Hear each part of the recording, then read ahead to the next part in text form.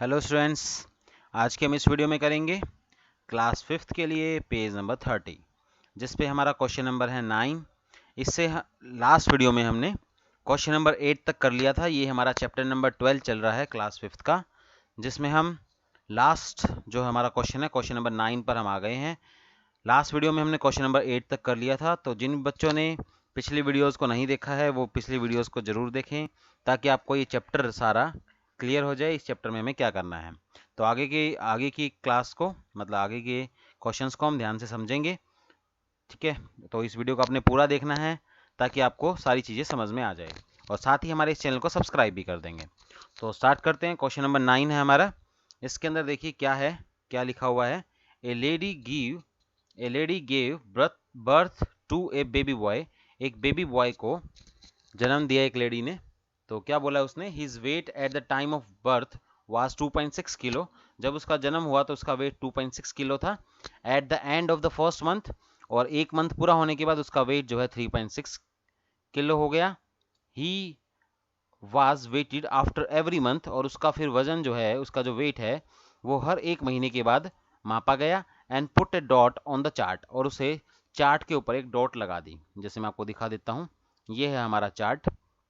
इसमें जैसे मैं आपको दिखाता हूँ, इसमें जैसे जब बच्चे का जन्म हुआ तो वो 0 मंथ का है, तो ये 0 है हमारा, ये वाला पॉइंट हमारा 0 है, यहाँ मंथ लिखा हुआ है।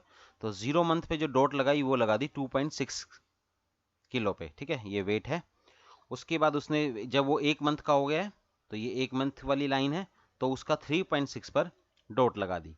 तो कह रहा है इसी तरह से ये सिस्टम चलता रहा, ठीक है। For example if you look at the dot marked on the second month, you can see on the left side scale that it is 4.7 kilo. यानी कि उसके बाद सेकेंड मंथ के बाद, सेकेंड मंथ जो है ये रहा सेकेंड मंथ, उसके बाद वो 4.7 किलो हो गया।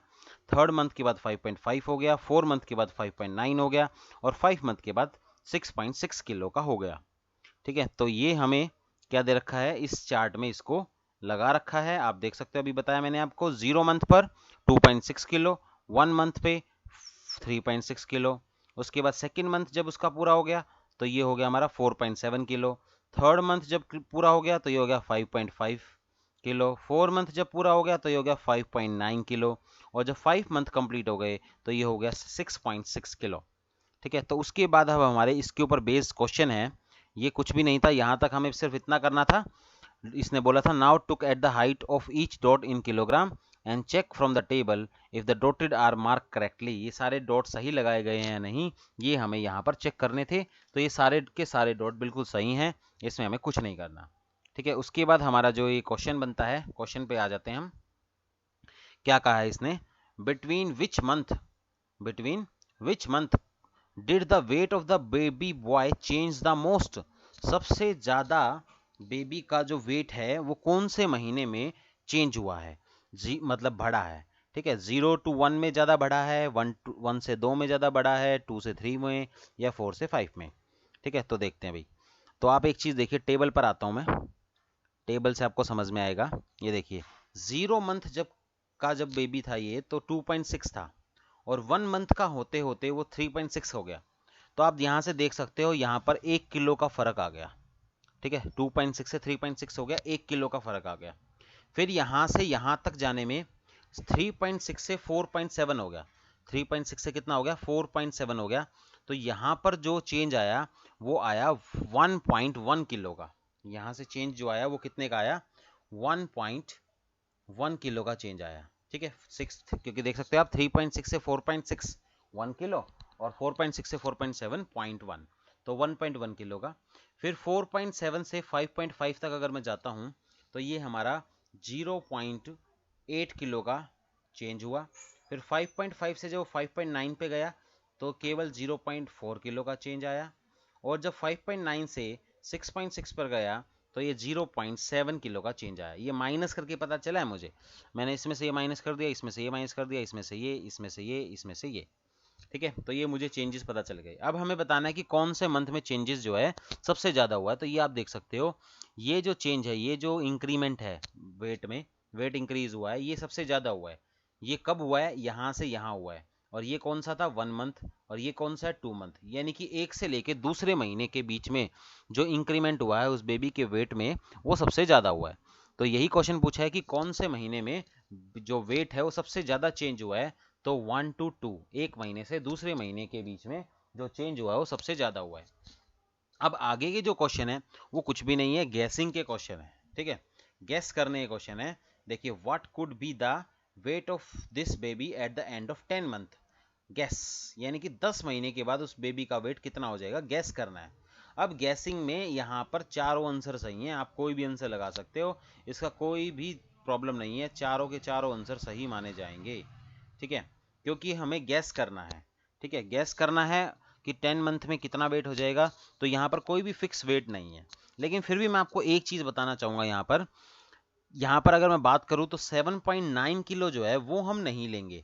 हालांकि आप लगा दोगे तो भी गलत नहीं है, गैसिंग में ये गलत नहीं माना जाता, लेकिन फिर भी मैं आपसे कहूँगा कि 7.9 पर आप मत लगाएं, क्योंकि 7.9 पे हम इसलिए नहीं लगा सकते क्योंकि आप थोड़ा सा देखिए, थोड़ा सा हमें यहाँ पे अपनी कॉमन सेंस यूज़ करनी है कि 5 महीने के बाद उस बेबी का वेट 6.6 था।